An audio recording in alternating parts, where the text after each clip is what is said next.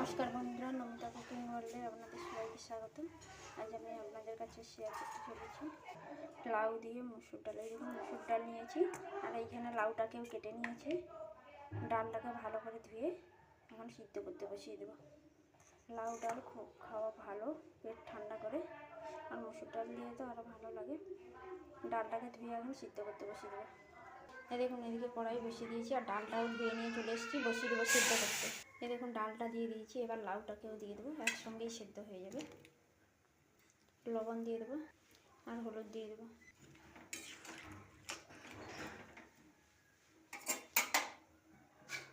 এবার ঢাকা দিয়ে দেবো লাউটা সিদ্ধ হওয়ার জন্য। ততক্ষণে আমি এদিকে পেঁয়াজও কেটে নেবো। এই দেখুন এদিকে আমি পেঁয়াজ কেটে রেডি করে নিয়েছি। এদিকে দেখি ডালটা সেদ্ধ হলো নাকি। এই দেখুন ডালটা সেদ্ধ হয়ে গেছে, এবার ঢেলে নিয়ে কড়াটা আবার ভালো করে ধুয়ে বসিয়ে দেবো। এই দেখুন এইদিকে কড়াই ধুয়ে বসিয়ে দিয়েছি, গরম হয়ে গেছে, তেল দিয়ে দেবো। তেলটা দেখুন গরম হয়ে গেছে, এবার দিয়ে দেবো শুকনো লঙ্কা, 5 ফোড়ন, তেজপাতা, কুচনো পেঁয়াজটাকে ভেজে নেবো একটু।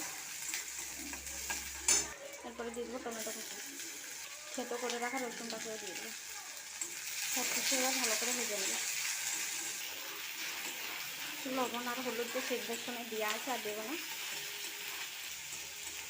এখন পেঁয়াজ আর টমেটো সব কিছু ভালো করে ভাজা হয়ে গেছে, এবার সেদ্ধ করে রাখা ডালটাকে দিয়ে দেবো। ডালটা দিয়ে ভালো করে নাড়িয়ে দেবো। এখন ডালটা ফুটে উঠে গেছে, এবার উপর থেকে একটু ধনেপাতা কুচি ছড়িয়ে দেবো। এরকম লাউ ডাল খেতে ভালো লাগে, ভাত দিয়ে, রুটি দিয়ে। আর লাউ ডাল খাওয়া খুব ভালো, পেট ঠান্ডা করে লাউ ডাল। ডালটা হয়ে গেছে, এবার নামিয়ে নেবো। এরকম লাউ ডালটা আমার কমপ্লিট হয়ে গেছে। তো বন্ধুরা, আমার এই লাউ ডালের রেসিপিটা কেমন লাগলো কমেন্টে জানিয়ে। আপনারাও বাড়িতে এইভাবে বানিয়ে খান, দেখুন খেতে ভালো লাগবে লাউ ডাল।